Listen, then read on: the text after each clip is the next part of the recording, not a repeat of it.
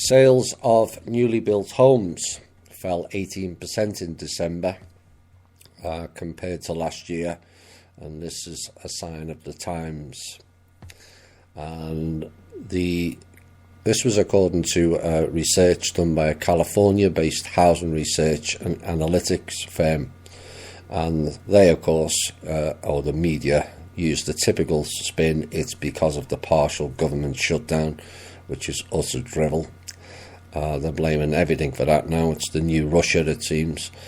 And sales were down a steep 19% annually in November, and the firm counts 373 different market ratings by local builders that oversee more than 3,500 new home communities, which is estimated to be 16% of the US new home sales. Now, these figures correlate closely with the government readings of new home sales that took a hit as mortgage rates rose sharply at the start of autumn, and putting further stress on the market where prices have been overheating for the past 2 years. And I think the 4.5% plus mortgage rate is a double whammy, according to the CEO of the analytics firm JBRC, and it's keeping entry-level buyers out of the market. There's a lot more reasons than that, that's a certainty.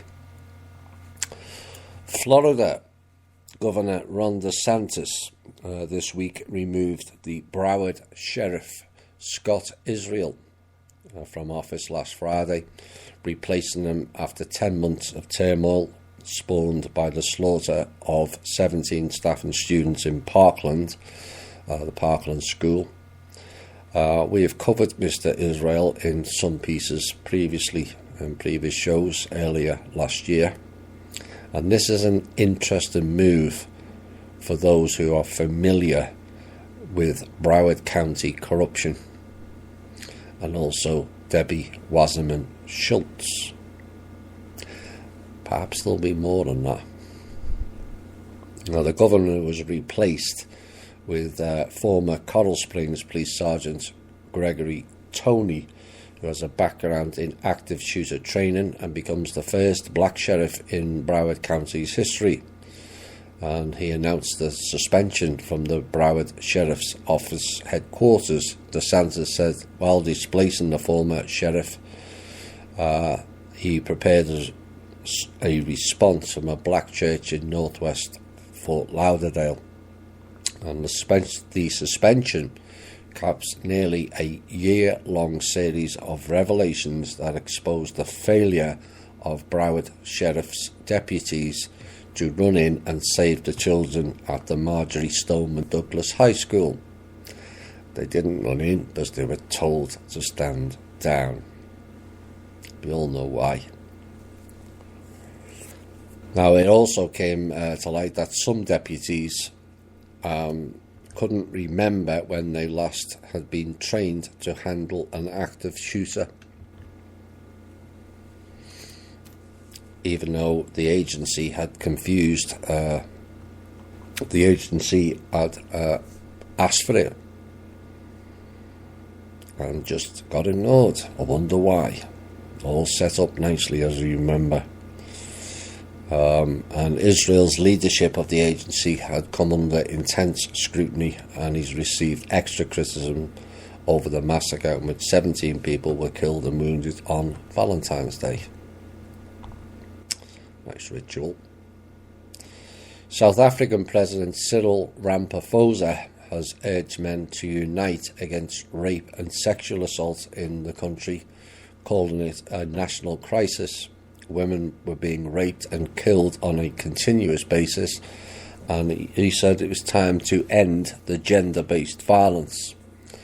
He said he made his impassioned plea while launching an election manifesto for governing African National Congress.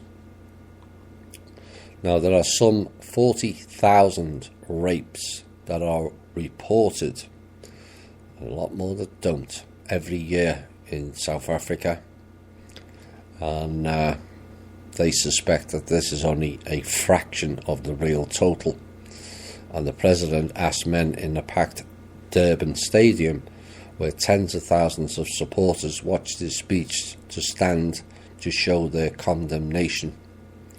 The emancipation of women requires a change in attitudes and material conditions that perpetuate the oppression and marginalisation of women. And he went on to announce he had outlined a number of measures to achieve this, including harsher sentences for perpetrators and better skilled police and prosecution authorities. That would be interesting to observe, given some of the antics of the Royal Canadian Mounted Police and their efforts at stopping that or adding to it, as the case may be. And also to improve the capacity to investigate and prosecute all crimes. Hope that applies to politicians over there. Be a nice thing to start off with. And it's important that children learn from a young age to respect one another as equals and not resort to violence in situations of stress and conflict. Exactly.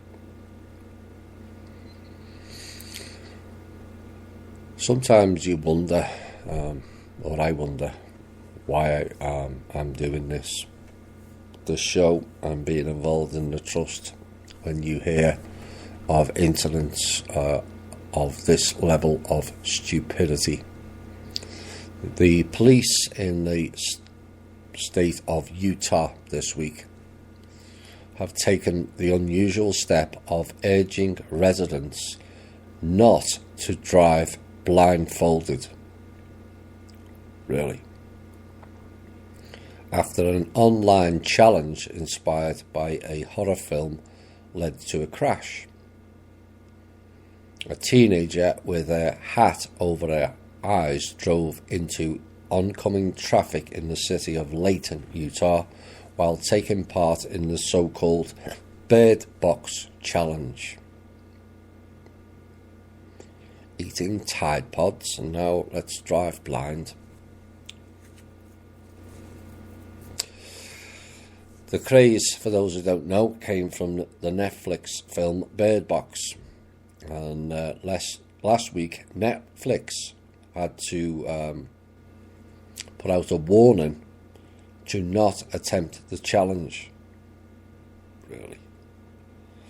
And this week, the same advice came from Layton Police Department, where they said it's just inexcusable to do something as dangerous as this, not only to yourself, but everyone else on the road. And this was according to Police Lieutenant Travis Lyman. He said it was a warning he never thought he would have to give. Don't drive blindfolded. Oh my word. It's some people are just beyond stupid, really.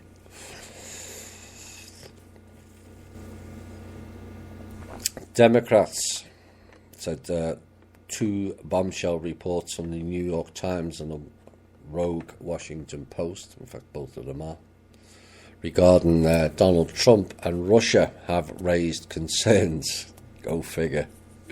Washington Post and New York Times don't like Donald Trump. Oh my.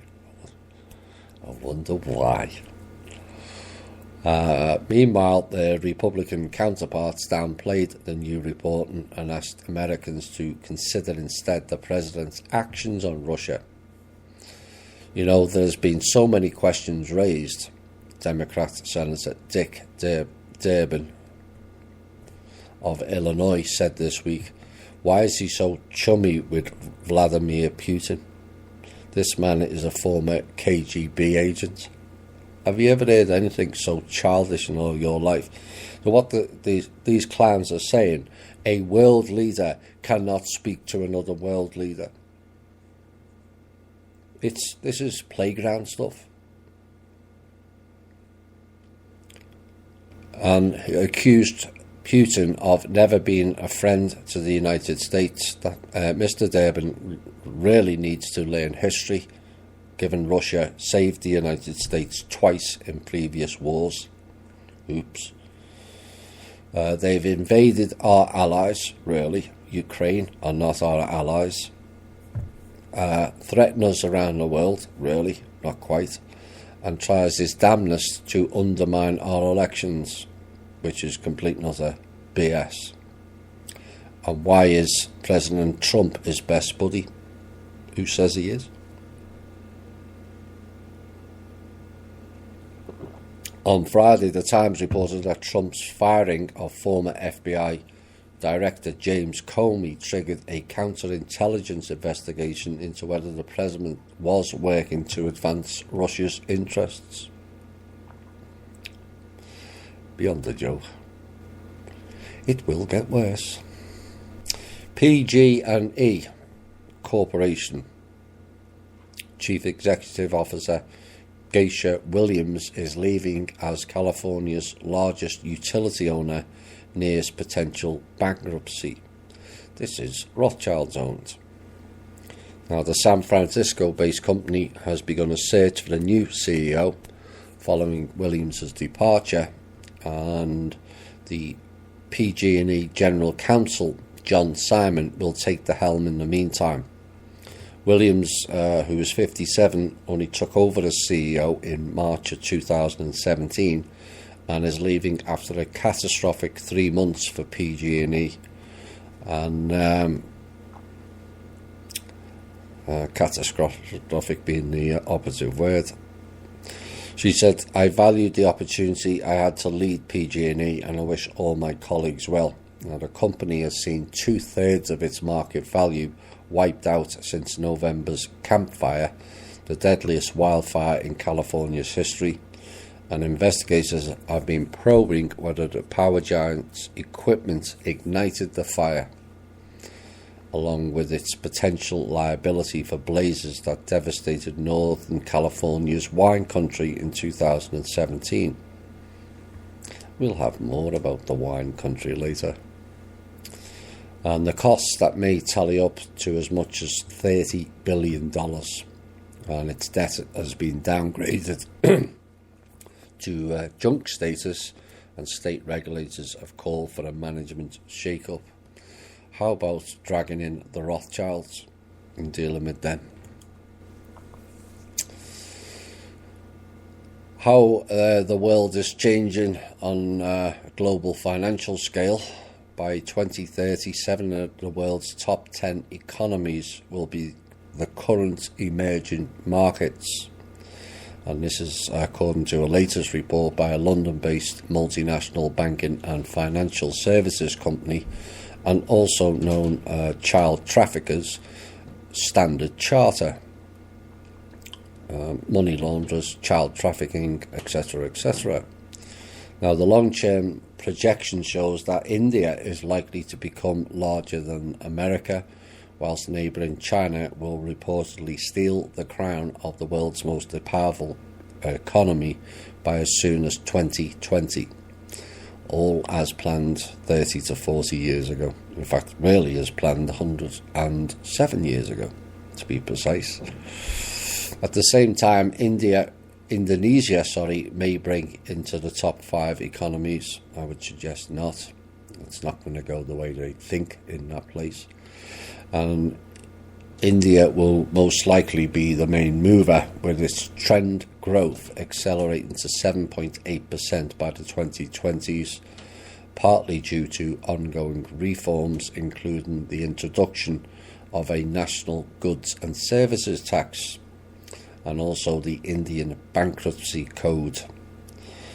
Now, GST, one of the largest tax reforms, is to be implemented by Delhi, and that was rolled out last year, and the measure is aimed at simplifying the country's cumbersome tax regime. Maybe we'll follow suit. We'll see. The IBC, which was launched in 2016, consolidates the bankruptcy and insolvency laws in India, and the UK firm noted that the ageing population is set to have a significant impact on global growth, except in India, which is currently ranked as the world's sixth biggest economy. They will remain unfazed as the country has the world's largest group of young people. Nearly half of the Indian population, which is about 1.3 billion, are under the age of 25. Mass migration. EU leaders are preparing to delay Brexit. Really? Well, I never. Now it's being pushed back to July or possibly longer if the UK Parliament cannot agree a deal, which will never happen. Brussels is reportedly expecting the British government to ask for an extension to Article 50, allowing Theresa May more time to get a no deal through Parliament. Mrs May was expected to lose the Commons vote on her withdrawal deal on Tuesday, and she lost it heavily, which raised the prospect of a no-deal departure, which is now not going to happen. Brexit could be postponed now even longer if a general election or a second referendum takes place. It's just beggars belief.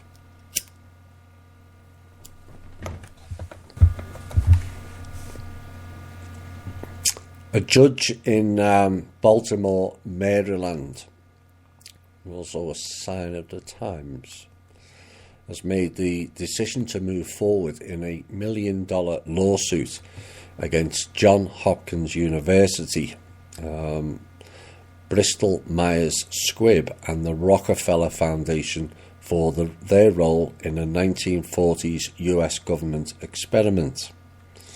Now, the decision highlights the darker side of many of our modern medications companies, and the decision is for the 444 victims and their families who are suing those involved in an experiment in Guatemala that was kept hidden until 2010. Now, the experiment was conducted, according to them, which is utter BS as we all know, to understand the treatment and prevention of STDs, sexually transmitted diseases, specifically focused on the effectiveness of then the new drug called penicillin.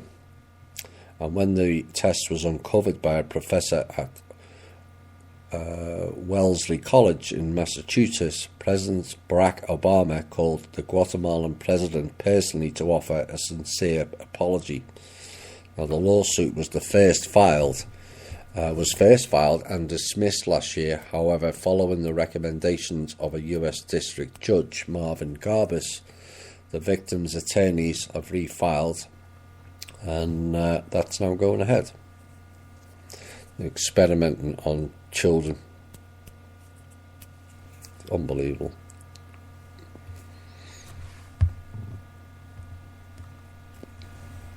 Signs of the Chinese investment into America has almost completely vanished this year.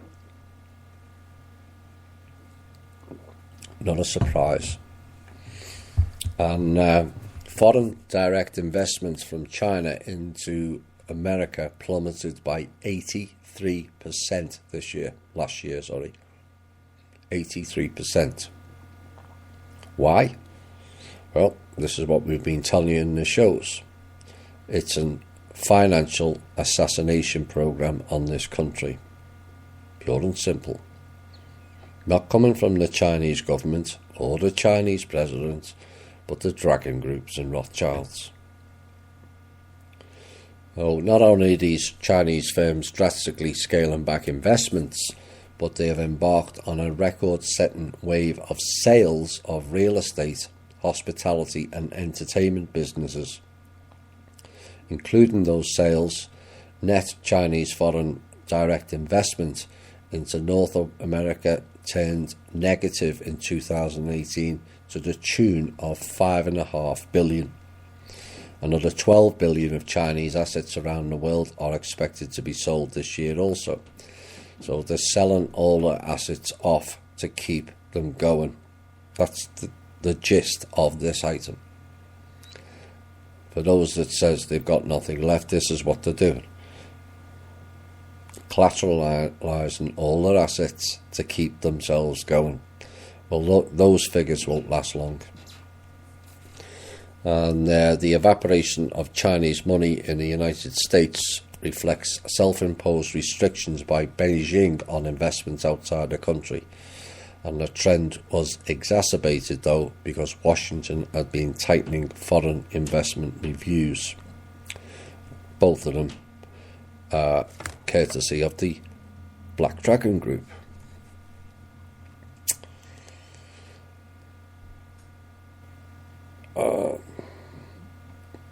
Now we've covered Mrs. May. She lost the vote by the highest margin ever of a sitting government on Brexit. Saying, oh my, let's create a new fear and doom porn. Fresh from their failure to deliver what they were planning on delivering in 2012 and again in 2016 with the 4-year loop. Now they've published its ideas for a $20 billion successor to the Large Hadron Collider and given the working name of Future Circular Collider. The Geneva-based Particle Physics Research Centre is proposing an accelerator that is almost 4 times longer and 10 times more powerful than the current one, and the aim is to have the FCC hunting for new subatomic particles by 2050. Now, critics of this say the money could be better spent on other research such as combating climate change. Yeah, right. But CERN's Director General Professor Fabiola Gianotti, nice mafia name now, described the proposal as a remarkable accomplishment. Really?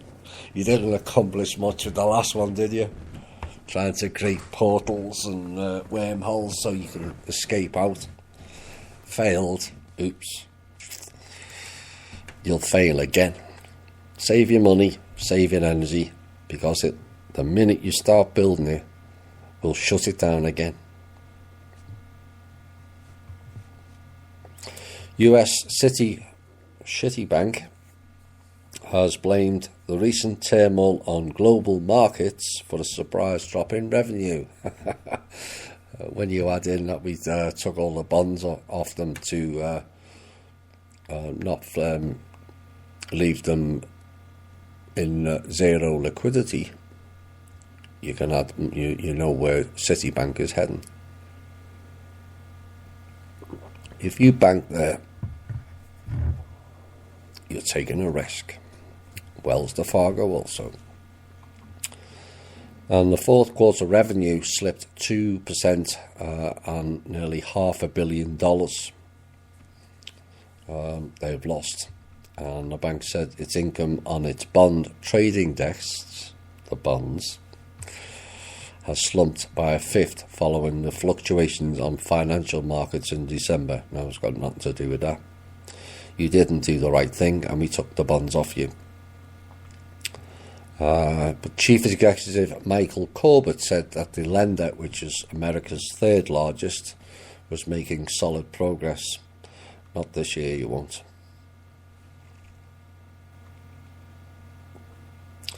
So Citigroup was the first of the major US banks to post results in 2019.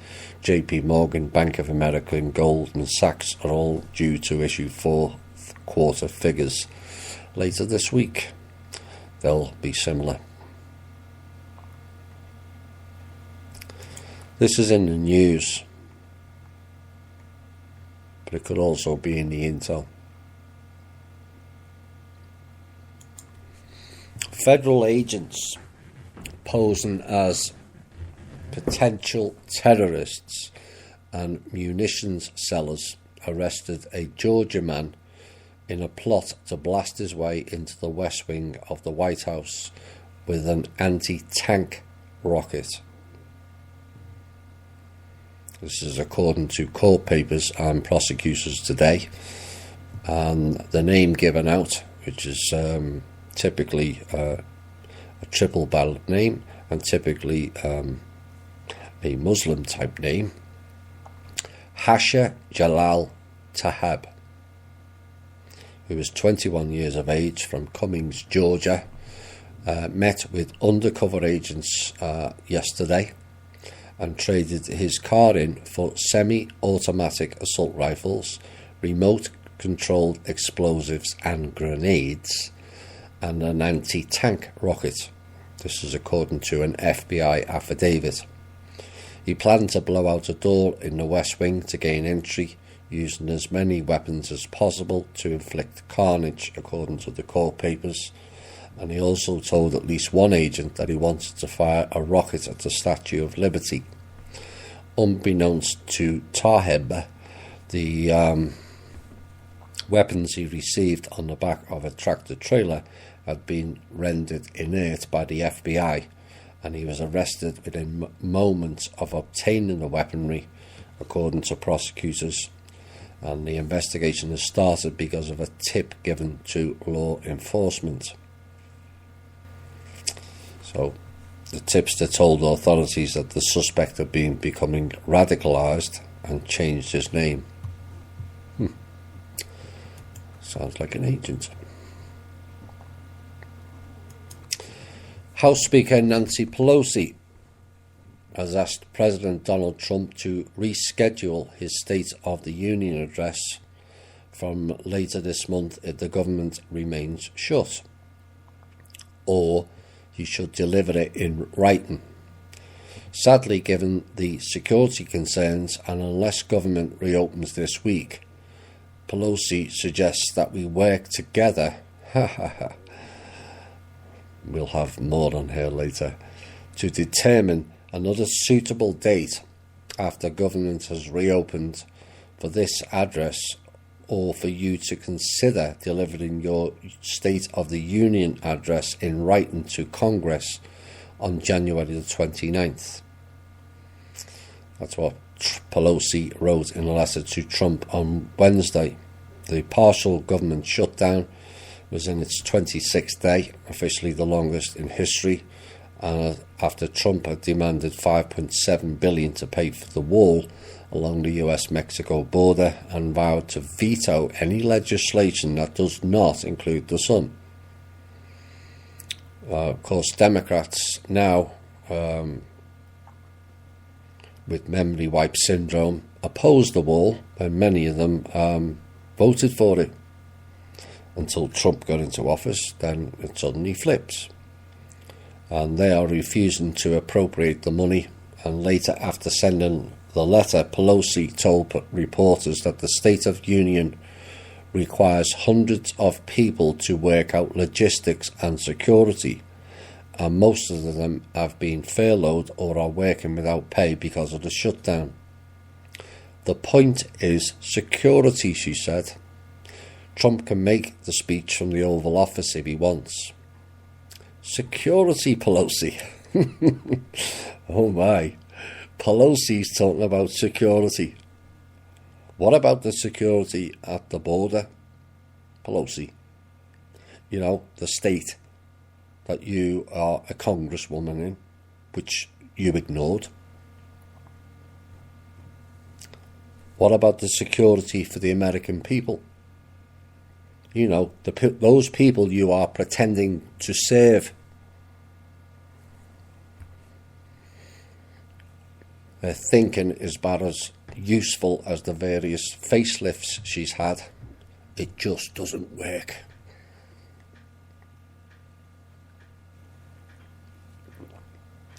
President Trump today abruptly denied military aircraft to House Speaker Nancy Pelosi for a foreign trip just minutes before a congressional delegation was due to depart.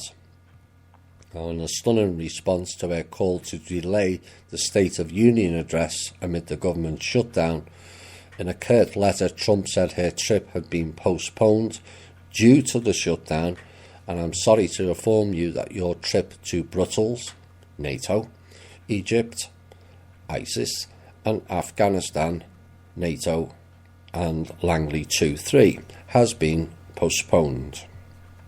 We will reschedule this 7-day excursion when the shutdown is over.